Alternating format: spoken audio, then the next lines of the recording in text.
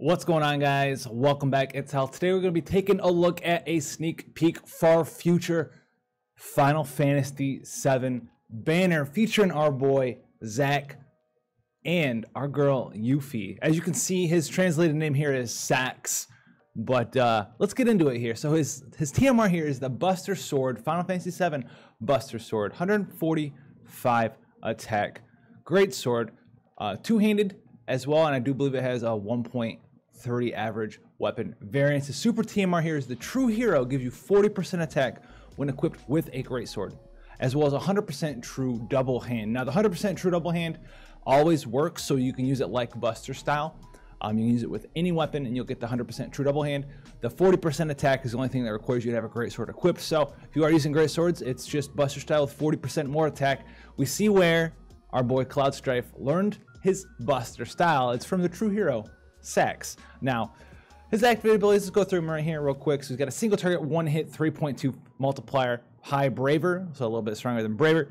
A rotation attack, a little whirlwind there. Two AoE, 2 times hitting, 2.1 times multiplier. He attacks twice, okay, and it's 5 hits. Okay, so it's very similar to like Dual Slash from Veritas of the Dark Will. He'll attack, he'll come back, and he'll attack again. Then he's got Deathanon, AoE 40% chance to one-hit kill, so AoE 40% chance to death. And if it doesn't cause death, it does a 2.7 multiplier instead. 8 knives in 1 flash, single target 8 hit, 2.5 times multiplier with 50% defense ignore. I think this might be absolute tranquility frames, although I'm not exactly sure. It could be like Octaslash frames instead. So that's pretty strong there. Airstrike here, AoE 7 hit, 3.6 times multiplier physical attack, and fill your LB gauge by 4 to 5 crystals. Okay, Meteor Shot, just Meteor Rain, 4.1, AoE 8 hits attack there. Chocobo Kick, 2.4 times multiplier, single target 65% defense, break for 4 turns. A little bit of utility for our boy Zack. Key points, 4.0 critical hit physical attack. So it's basically a single target 6.0 crit, because crits do 50% more damage. So it's basically a 6.0 multiplier there.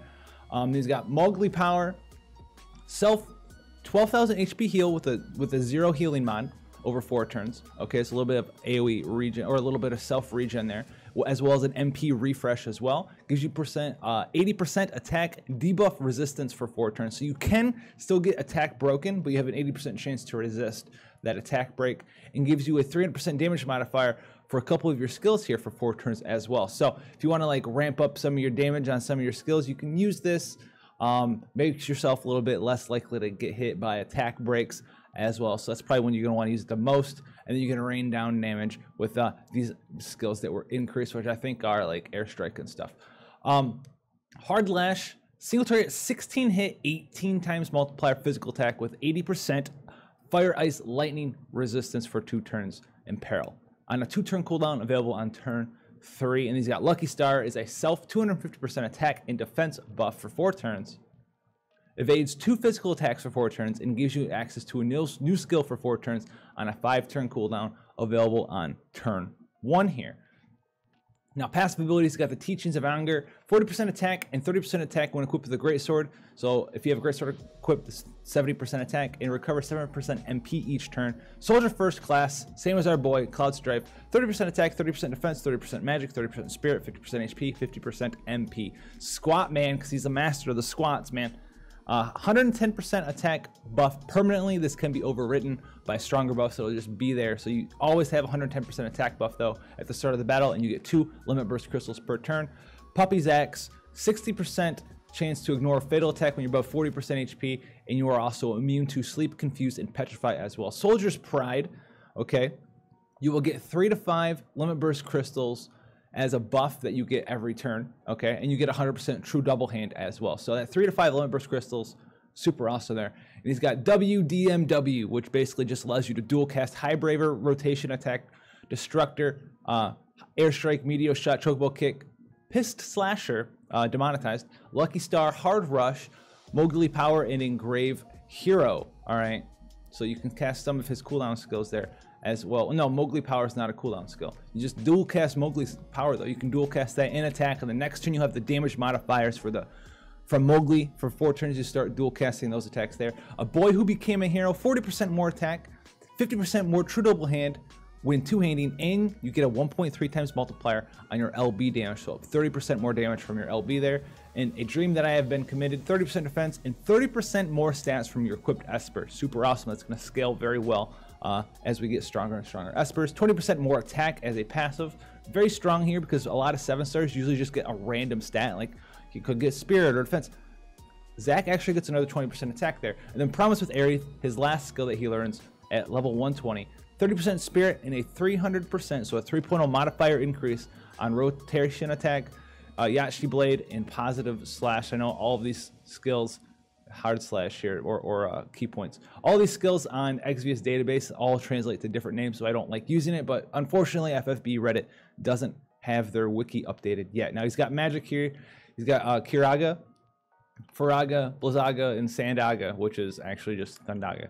All right, and then linked abilities, these are the skills he can use. Engrave Hero is a single target. This is the unlock skill, okay? The unlock skill we talked about before that you get for a couple of turns. Engraved Hero, 20 times multiplier, critical hit, physical attack. So yes, that critical hit, 50% more damage, 30 times multiplier attack that you can do there. As well, it's a single hit, so you can chain finish it with it pretty well. Yes, you can hard slash into Engrave Hero because you can dual cast both of them. I do believe is what we read. So you can do a 16 times multiplier, 18.0, 16 times hit, 18.0 multiplier with the Fire, Ice, Lightning resistance down, and then chain finish that with Engrave Hero for a 20 times multiplier guaranteed critical hit with the max chain multiplier bonus. So 20 times 4 is 80, then guaranteed crit, so 50% more damage on top of that. You look at 120 times multiplier here, chain finishing your Engrave Hero. Whoo! My boy, Zach Fair, what are you doing to me? And now his LB here, continuous cutting. I don't know the frames on it, but it's only 5 hits, so it shouldn't be too hard to chain weave or chain finish with it. Is a 30 times multiplier at max level 7-star. 30 times multiplier, critical hit. So it's a 45 times multiplier, critical hit. 45 times, 30 times 1.5. Ooh, Zach Fair is looking pretty strong, as we should also just call him Sex. All right, now the next unit we're going to take a look at is Yuffie, aka Yuffie, over here. Her TMR here is Utai's Ninja Girl. 30% attack and additional 20% attack when equipped with clothes and 1 limit burst crystal per turn. It's very nice LB there, especially if you're using Lunith's TMR, right? So it's clothing. Oh, you can't. Yeah, no, Lunith's TMR is clothing. 45 attack, and you put Utai Girl on for the ability. Another 50% and another LB. Oof. Very nice there. Her super TMR is a throwing weapon. 172 attack, 69 magic, with 50% physical killer to birds and 100% bonus attack when your HP falls below 80%. This is a buff though, so probably gonna have better than 100% buff. I do believe it is a buff. Now Yuffie is interesting. They've gone the route, the CG Hio, you could call them CG Sax and CG Yuffie. She's gotten so strong, her kit works so well. They designed her entirely around throwing weapons with double and triple cast that they had to go and change the damage formula for new bosses that are coming out. And it's affected pretty much every weapon in the game. Basically, the lower the damage value on your weapon is, the less damage you will do. Some of them get hurt extremely hard, like Fixed Ice, but every weapon pretty much in the game is going to do less damage. That's going to be in a separate video that we're going to cover about the death of Fixed Ice and game design, and is this the best thing that they could have come up with? Because I'm telling you, every weapon from the preliminary testing that a lot of people have done is worse. Every weapon's worse. You know, even like Cloud's ultimate weapon with 180 attack on it doesn't actually do full damage anymore. It does like 3% less than it used to, and it's the highest attack weapon in the game, and it does less damage. And the lower the attack on your weapon is, the less damage you're doing. So we'll talk about that. I'm trying to see if I can't get more information before I make that video, but I digress. We're going into Yuffie here. She's so strong that they had to implement that change. So she's got Wind and Thunder, single target, 2.0 multiplier physical attack with an extra 2.0 multiplier damage each use. This can get 6 or 3 stacks here for additional 6.0 multipliers. So this will be an 8.0 single target hit here. Got Lucian, AoE 2.2 physical attack, nothing to talk about there really. Her next attack here, 32 MP, Miyaburu. Single target 1.8 physical attack, and it scans the target and allows you to dodge 1 attack for the next 5 turns. Nothing crazy there. We got Mirror Water Stop. This reminds me of Clear Veil from FF7 as her limit burst. I think this is probably what it will translate to, is Clear Veil. AoE 2000 HP heal, 20 MP heal, and increase your LB gauge fill rate by 200% for 5 turns, and allows everyone on your party to negate 1 physical attack for 5 turns. So it's AoE Mirage, MP heal, HP heal, and LB fill rate for 5 turns. Absolutely insane there. Spare time is just Mug. She's got throwing, I don't know what's translated to lick, but it's throwing weapon, throw projectile. Then she's got fire and inflammation. Single target 4.5 multiplier physical attack with 45% fire resistance. Okay, ice release is a similar thing, 4.0 multiplier, 7 hit skill, 45% ice resistance for 5 turns. And then thunder and thunder is a 30 hit. Yes, this is Lunara frames, the Kunshira frames, stuff like that. 30 hit, 3.5 multiplier physical attack with 45% thunder down for 5 turns. All of these attacks also imbue you with their respective elements. So fire, ice, and thunder. She also has imbues for those. Now she has blood sacrifice, which is a 10 hit, 5.0 physical attack with self LB gauge fill rate of 4 to 5. So you get 4 to 5 flat crisps when you use that skill. Now we have extreme thunder in Thor. AoE 30 hit, 5.6 physical attack with 6% lightning resistance down. Polar ice release. AoE 7 hit, 6.0 multiplier with 6% ice resistance down. An extreme hot robbery. AoE 1 hit, 6.75 physical attack with 6% fire resistance down for 5 turns. So these do not imbue. The other ones are there. They are weaker, the ones that we went over before, but they're weaker because they imbue elements into your weapon. Okay, these ones have higher multipliers and higher imperils, whereas the previous ones, they imperil and they have multipliers, but they also imbue. They do a little bit less damage for that reason.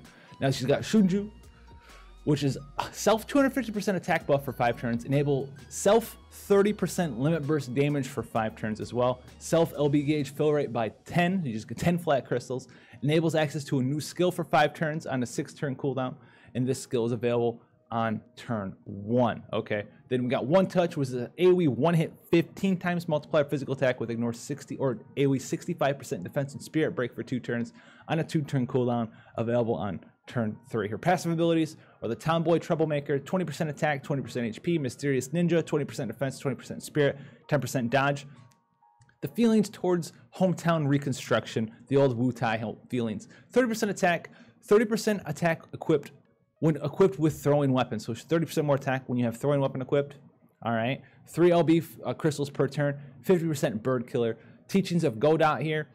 30% magic, 30% MP, recover 7% MP per turn, and 100% sleep and petrify resistance. We have a Materia Mastery Yuffie, or Materia Hunter Yuffie, she's not a master of it. 10% defense, 10% HP, 10% MP, 100% steal chance, 100% true double hand. Okay, we're getting into the, oh look, we're CG Hero thing again. Now, W limit, use 2 in a turn, basically every single one of her skills. All right, every single one of them, including Massacre Dance and Full Power Throw, which we haven't gone over yet because they're unlocked. Then we have Master Ninja, 30% attack, 30% attack when equipped with throwing weapon again, and then another 20% dodge. Okay, so she's got like what, like 100 and something % attack already. Last round, Materia Forever, 20% defense, 50% more true double hand, and 30% fire, ice, and lightning resistance. Another 20% attack passive here. Just like Zach, this usually is just our random stat plus 20. They both have 20% attack. Tower of 5 strong, Trials Breakthrough. So this is the, whatever it's called, the Wagoda, whatever it was from the game. Pagoda, the towering pagoda where you got Leviathan at. So 40% spirit, 10% MP, 50% more bird killer, and then a 300% damage modifier increase on Swift Thunder, and then 200% damage modifier on Fire, Fire, Snow, Ice, Snow. Blah, blah, blah, blah, blah. Basically, all of her skills get another 2.0. Those ones that looked like they hit really hard before. 2.0 additional multiplier increase. So we're looking at 8.75, an 8, and a 7.6 on these skills here. And these all get buffed by 3 up here. So 7.5, 7, and 6.5 there. So absolutely insane when you can realize that you can dual cast those skills. Linked abilities, the Suju, and then Full Power Throw is a 21 times multiplier physical attack. She gives herself a 30% defense break, nothing insane there. Slash Dance is a 10 hit, 16 times multiplier physical attack that lets you dodge 2 physical attacks for 5 turns. And then One Touch is that 15 times multiplier, 65% defensive spirit break for 2 turns. Now her limit burst here, I think this is all creation. It's called Senro here, but I'm pretty sure it's all creation in FF7. It looks like that limit burst from 7. And it's an AoE 20 hits, 19 times multiplier with an over 50% defense and a 5-turn 75% killer buff versus birds. 19 times multiplier, the Nerf 50% defense. That's a 38 times multiplier. So what Alim have done here is they have put the CG Hyo, bunch of attack, a bunch of true double hand, dual cast skills, insanely high multipliers that can chain and chain finish. They put it on a unit who specializes in throwing weapons, and that means you can put fixed dice on her and she destroys literally everything, to the point that they had to change the damage formula to what we've talked about before, where the less attack on your weapon exists, the less % damage you actually do. It's for newer trials that have been released on up, so like that doesn't affect any of the old stuff. We'll talk a bit about that when I get to that video, because it's kind of messy, kind of sloppy. Which ones does it affect? Which ones doesn't affect? If you're a newer player, you don't know what's going on. You know, is your Excalibur good here? Should you bring your 70 attack machine killer sword? No, because your 70 attack machine killer sword, oh, you do like 50% less damage with it now because it's not super strong. Whoops. So a lot of people are like, oh yeah, fixed dice is dead. It's the greatest thing ever. You need to realize that pretty much all of your weapons are worse now by a large amount, unless you're using, you know, super TMR weapons. In which case, even if you are, you're doing like 5% less damage than you were before with your 180 attack Ultima sword. So, like I said, guys, I'm going to be making that video as well as I get a little bit more information. It should have some cool qualities to it as well. We're talking about game design and stuff like that, and what other sort of things they could have done, and maybe some other things that Gumi could do instead of what I think is this almost blasphemous act that sets this crazy precedent of them just changing and nerfing things in weird, different ways in the long run, because I mean, it kind of kills build design and all that stuff. So look forward to that if that interests you guys. Let me know how you feel about it down below. If you want to know more information about it, maybe I'll, you know, tweet out about it or something while I'm at work on that video for you. But if you want to see previous content, playlist section for sure. If you want to see future stuff like that aforementioned video about the far, far future and how you should go about maybe planning ahead for it, then you know, do hit that sub button. Go check out the Deus Ex Machina collab video as well. And I'll see you guys in the next one.